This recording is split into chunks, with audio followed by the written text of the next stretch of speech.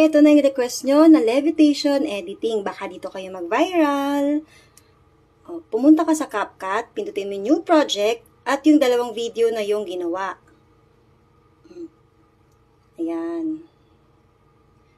Tapos, i-play mo yan. Stop mo hanggang sa pagtaas lang ng kamay. Tapos, pindutin mo yan, edit, split. Tapos, pindutin mo yung overlay sa baba. Tapos, hanapin mo ang freeze. Pindutin mo yung freeze. Tapos, i-delete mo tong video sa kanan.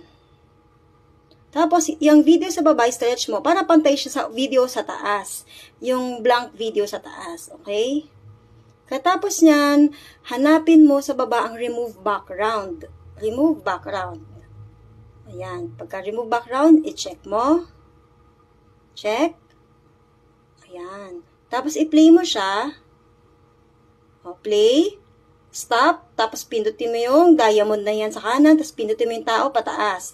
Play. Stop. Diamond. Pindot ang tao pataas. Stop. Pindutin mo yung diamond. At pindutin mo yung tao pataas. Happy editing!